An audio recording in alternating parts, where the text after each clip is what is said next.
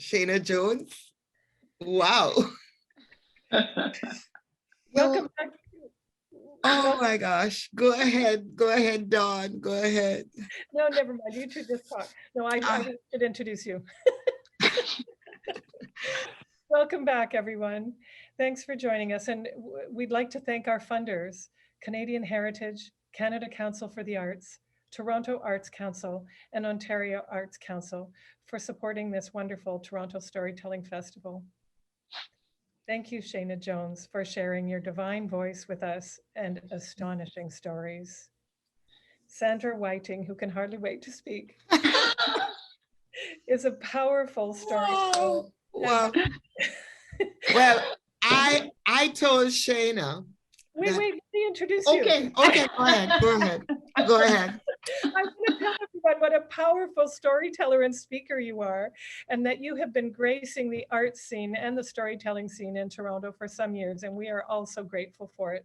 And if you missed hearing Sandra and Shayna telling with Sage Turtle and Heather Whaley in Birds Aloft and Sea Below yesterday, check out the replay. It's available till May the 30th. They are fabulous. It was a fabulous show, and this is another fabulous show. And it's such a delight to now invite Sandra Whiting and Shayna to talk together about stories, and we get to listen. What a treat. Oh, Welcome, both of you. thank Thank you. you. Thank you. I told Shayna I was a chatterbox and I would never be a person who had nothing to say. And Shayna, you Yes. shut me up. You shut me up. Oh my God. That story was so powerful. I was with her and she hug, kiss, Yeah. kiss. Oh my gosh. Oh my gosh. So Shayna Jones, actor, vocalist, folklorist. Mhm. First of all, where did that story come from? How Yeah, did you, where did it come from? yeah. So I was introduced to folklore by my father, by my dad, who gave me my first little anthology of African. It was called African American Folk Tales to Tell Aloud, and it was my first ever African book, my first ever African heritage book, and I still have the same folklore anthology from when I was a 7-year-old girl and I got it. And from that folklore anthology, there was a lot of stories that were penned by, I'm sure many of you know her, Virginia Hamilton, the Black folklorist, Virginia Hamilton. And I continued to love her for years and years. And then I came across this beautiful collection of Creole folk tales that she has penned.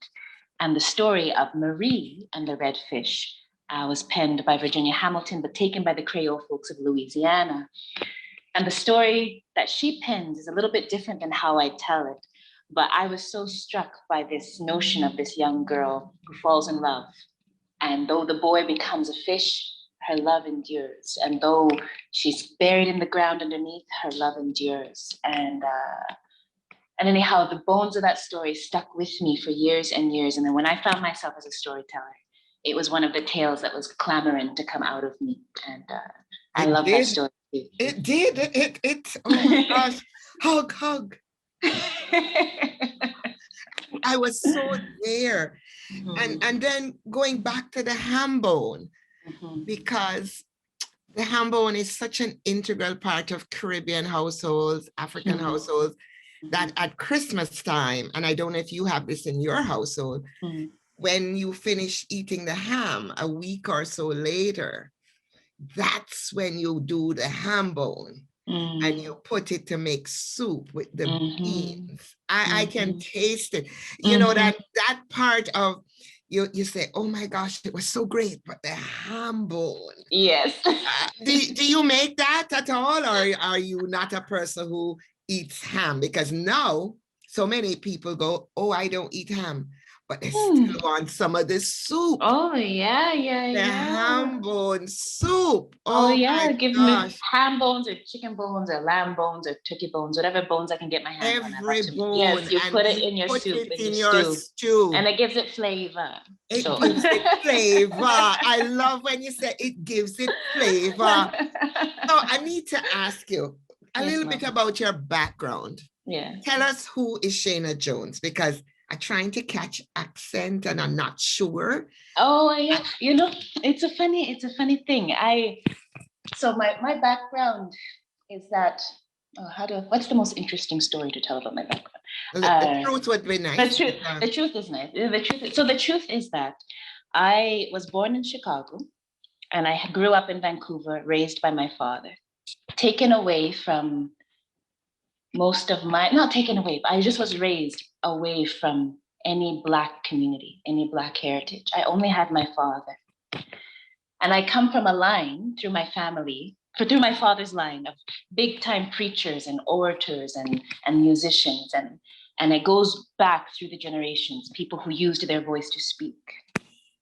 And I found myself in the studying theater, studying acting. And then it's a whole story. I accidentally found myself as a storyteller one day when somebody read my resume wrong. And then they gave me this opportunity to tell some stories at a library. And then I just never stopped from there.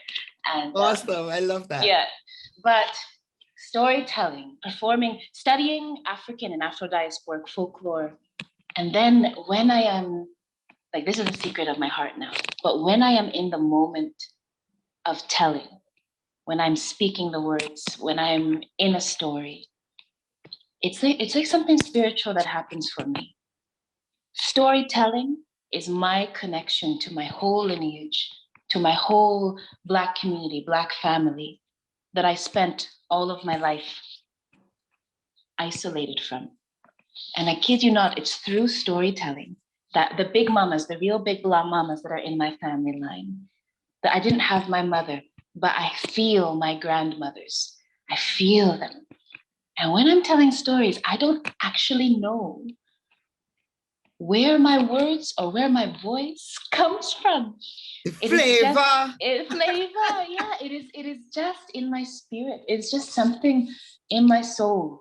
And when I am in the moment telling stories, I feel totally grafted in to all of my mamas and all of my fathers and all my grandmamas and grandfathers and I believe, and I used to be embarrassed about this way of storytelling would just come out of me. But I've learned that actually it's like your eagle story. It was just the eagle just coming out. I thought I was a chicken. I thought I had to be like the folks around me and tell stories the way they do. But the eagle wanted to come out.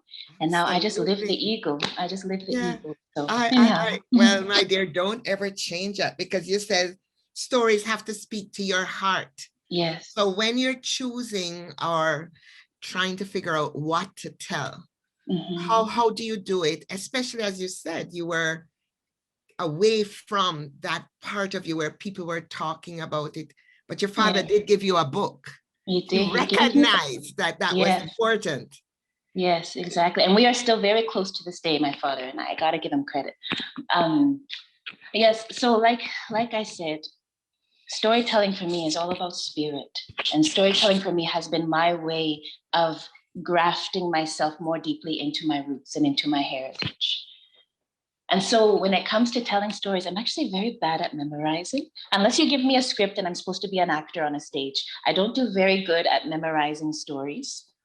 But somebody asked me this the other day, that if I come across a tale, I know I can tell it almost right away if it resonates in my heart, in my soul, you know?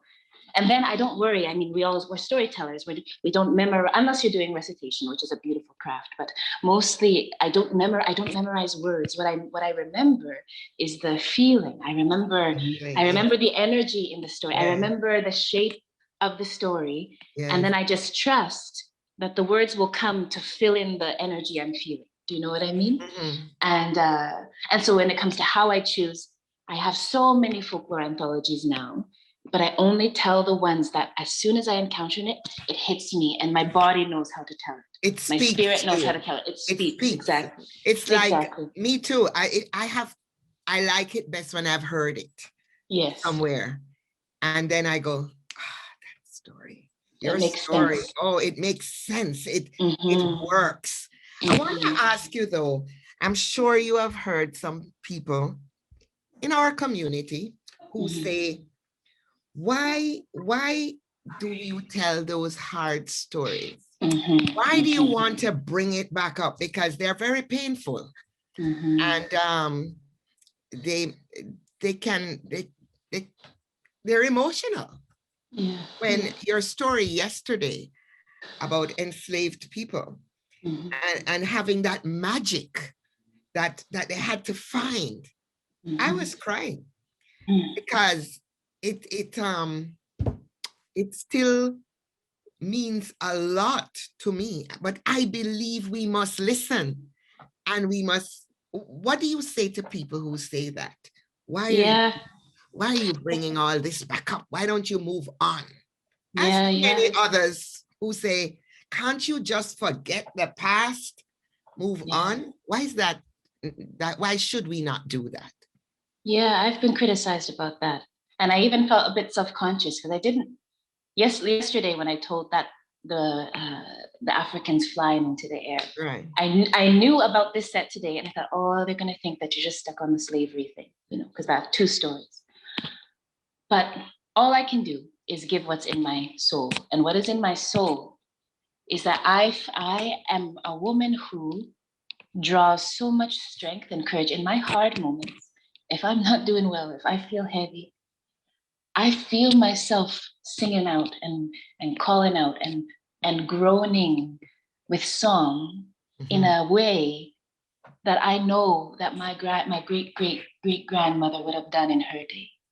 And I see her strength, and I just see strength and resiliency. I see courage. I see a people who held and survived, and look at the legacy that we have. Yes. And so I've never looked like I have been criticized about it, but I can only give who I am and what I have. And when I listen to the old slave stories, I hear the Negro spirituals. I am filled with courage. I'm filled with pride at the strength of spirit. And I know that it will be in my journey. I know I'm open. My heart is open to when I will more viscerally connect to the motherland for me, to life and time before the history, the slave times. Yeah, exactly. But I have no shame, and I have no one to apologize to, and I don't apologize for the fact that I find so much strength in the stories and the music that came out of my ancestors who lived through that.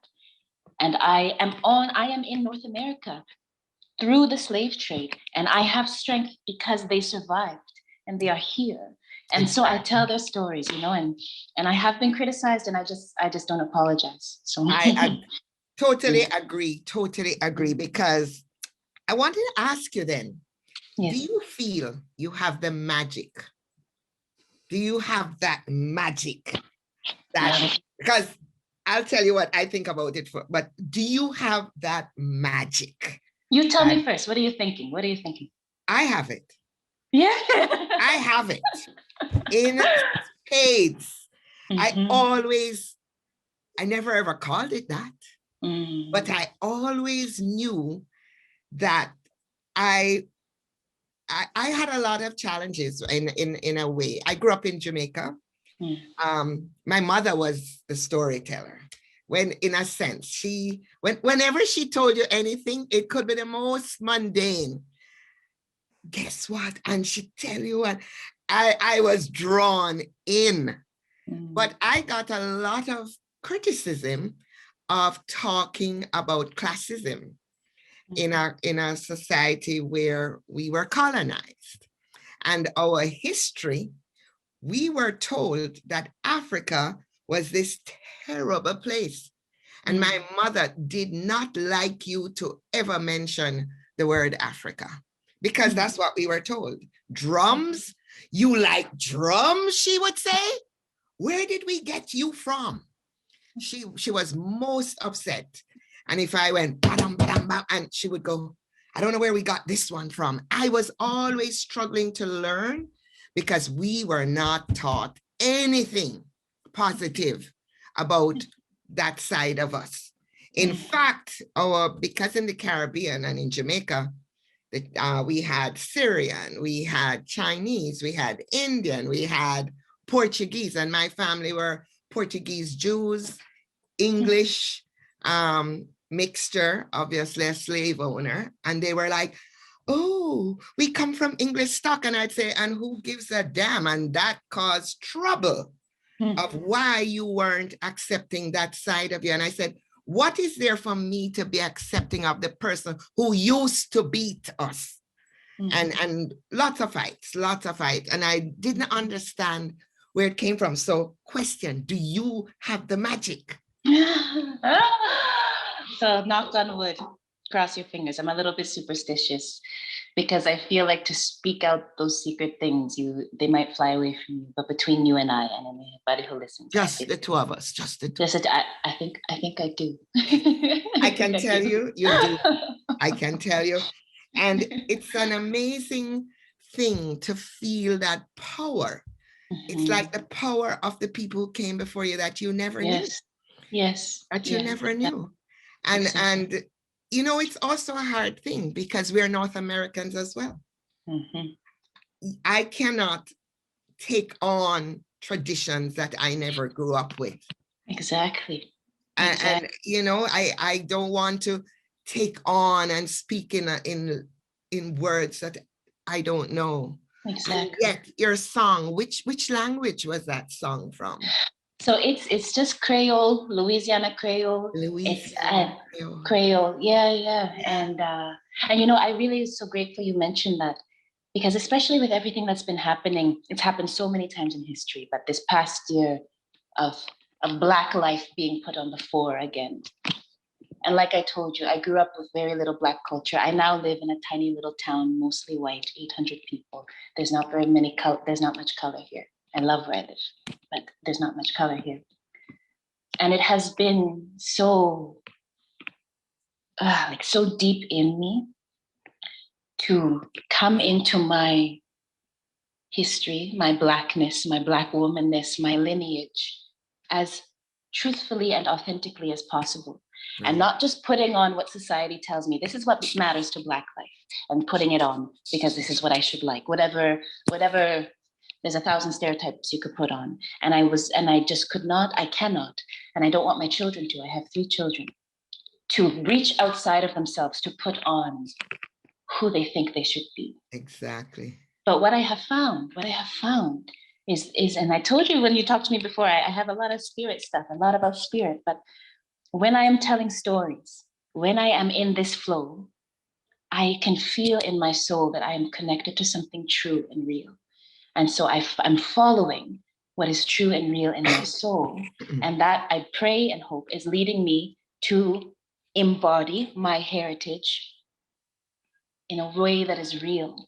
And then if I find myself putting on whatever, I like big earrings, I like color, I like expression in my form, but it's coming from my soul, not because somebody on TV told me that if you want to be Black, you need to do it like this. Do you know what I mean? Right. And I'm getting there through story. I'm getting there through folklore and through performance. Yeah. Anyhow. Yeah, no, and you're doing an amazing job. So you're Louisiana, you have Louisiana roots at all, or? No. But I find myself drawn to those Creole stories. There's something in the emotive, the repeating refrain of singing, and the wah wah sound comes up in a lot of Creole songs, and it's just this guttural kiss, hug. Yeah, and it just resonates with me. And so I wouldn't be surprised if somebody in my lineage is Creole, because they keep coming out of me, and I gotta just let it be. Have you ever researched your heritage at all? Through my father. So like I said, he raised me, and he's still alive, going strong. And he's the one that sent in the spit test. And I'm not too much into the spit test, but he sent it in. And we know for sure West Africa, Ghana, Cameroon is likely where our blood is from. But I'm gonna just be a broken record.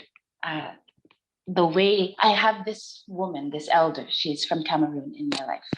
And she said that if you want to come to know where your people are from, if you're like me, living on this land, and you don't know your African roots exactly, she says to get quiet, turn on the drums, listen to traditional African music, traditional tribal drumming music, and be quiet, lay still and listen. And then listen with your heart to the ones that resonate most within you, to the drums of a tribe or of a people that resonate most through your body, through your heart. And it's a sense, it's a clue to where the spirit that's within you, the blood that's within you, to where it is from. But be quiet and listen to the drums of the ancestors, and you will get a sense of where you are from. And you know, actually, I will no apology. This struck my heart, and so I'd say I'm still on my journey to knowing from my soul where I am from, because I want to tell my kids. I want my kids to know where we are from. And anyhow, that's my word. That's my piece. That's amazing. How do you make sure your kids? Because a lot of parents struggle with that. Yeah. We live in North America. Yeah. We come from many places. Some of us came here. Some of us have been here for generations. You know, Jamaicans have been in Canada in 1600s. Had to be a Jamaican that came to Canada. They brought them here, the Maroons. The Maroons fought the British. And in order to get rid of that set of people that were causing trouble, they took them to Nova Scotia. And they landed here. They didn't last long because it was too cold, and then they went on to Liberia. But we have a long history with Canada as Jamaicans, and our culture is mixed up or part of many things because we have so many mixtures, and yet the African traditions, which we were told not to get involved with that. Can I tell you that we used to watch Tarzan, right? And we always voted for Tarzan. We wanted Tarzan to 12 African men with spears surround Tarzan. And who won? Tarzan. Can you believe that? It took me years to when I watched and a storyteller in the States, in Chicago, said, don't get mad. We all thought Tarzan was the best because that's what we were told. But think about it. How could Tarzan win? And that was the part of the changing our minds, that we would never think we had anything to offer. That thing blew my mind. I used to, yay, Tarzan, he freed Jane and all these men around him. And you go, really? One white man with all, it was ridiculous.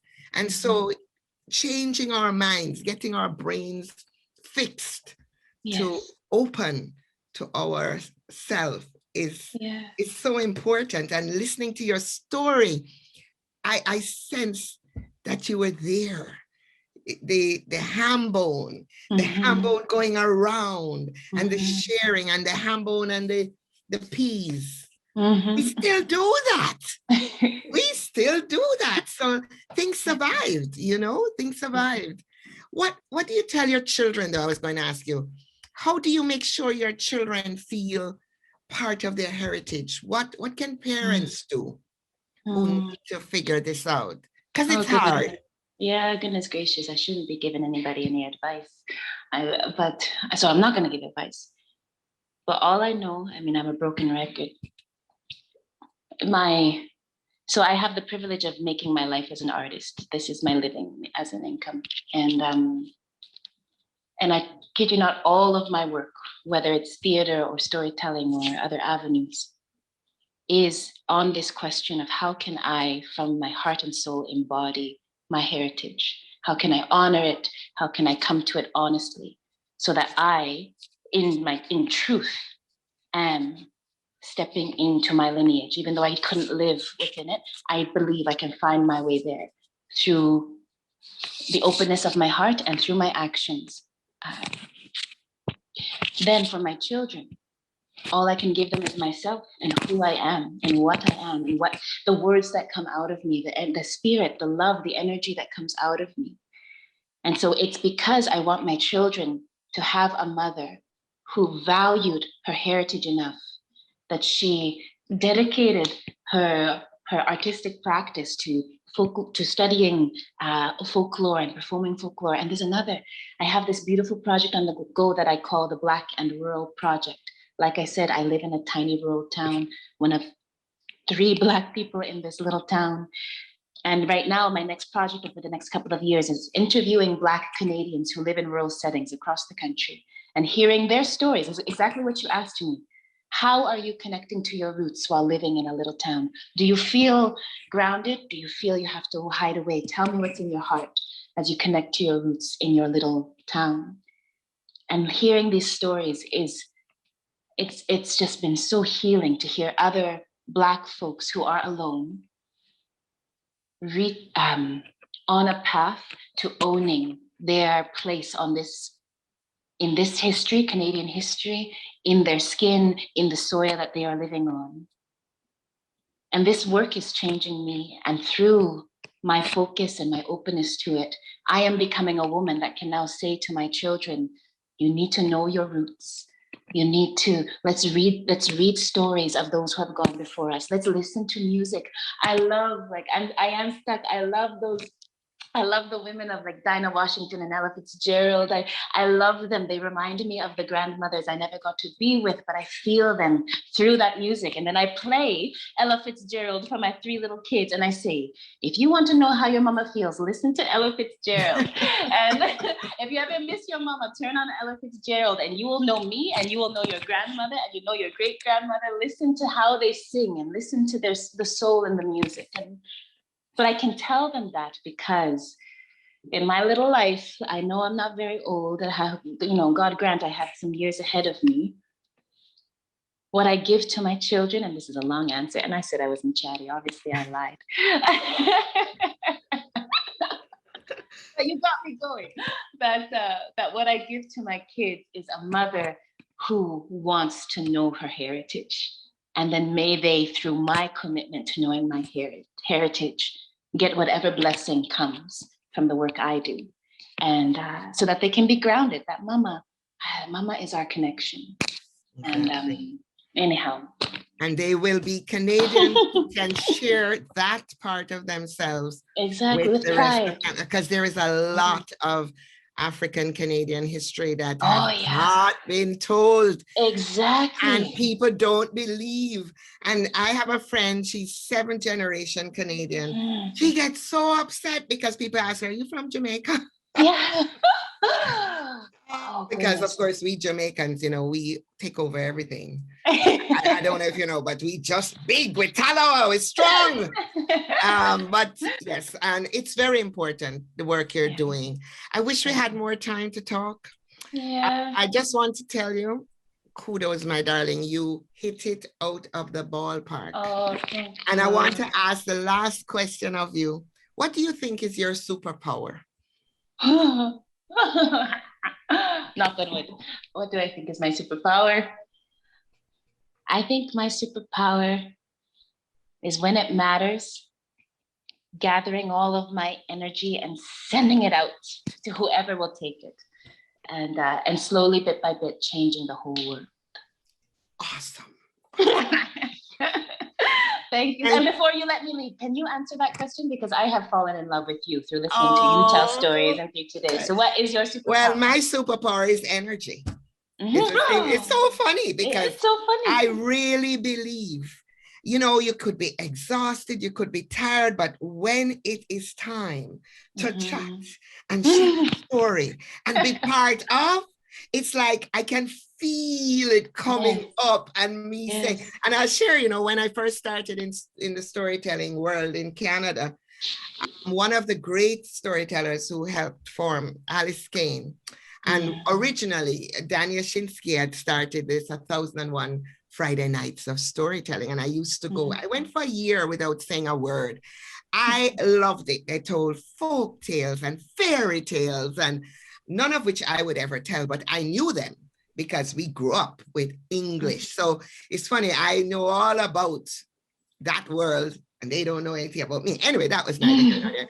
Anyway, I decided I was going to tell an Anansi story. And Alice Kane, she said to me, dear, that was good, but you do move around a lot. And we are used to storytellers who sit quietly. They did what I call library storytelling. Nothing wrong with that. The children would sit and you would say, once upon a time, there was a boy. You couldn't say there was a boy because, and I said, well, Alice, just as you said, you had to find your way, your voice. I said, Alice, I can't be that storyteller. Not that I don't tell quiet stories, but I have to move and I have to move my hands because we talk with our hands and we talk with our bodies. And a couple of years later, she said to me, I owe you an apology, dear. You were right. Because I loved Alice. Alice had the most amazing melodic voice.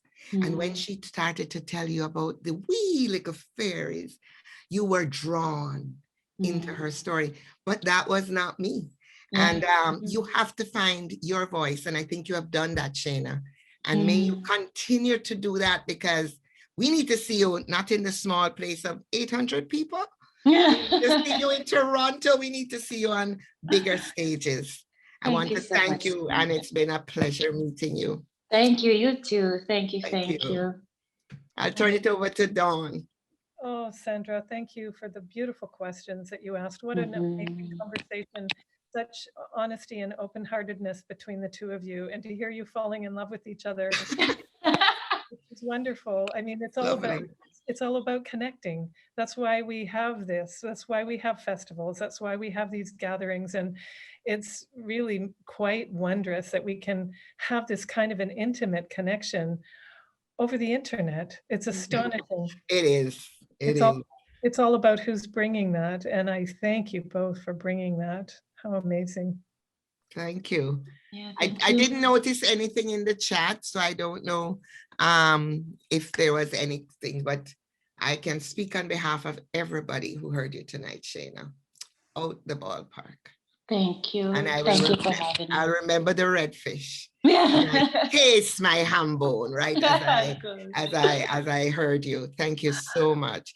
Thank you. And Lynn put in the chat, come back for a ballad workshop tomorrow with David Francis, followed by a workshop on arts grants, then Into the Woods with Mariella Bertelli, one of my favorite tellers. She's great too. Oh, everybody at storytelling is great. I mean, we are storytellers. We are magical people. We are blessed. We are, oh, let me shut up now. Thank you. I want to, before you go, hang on, don't go yet. I just would like to ask Lynn and Brian if they could open up the chat for people to say some wonderful things about you both.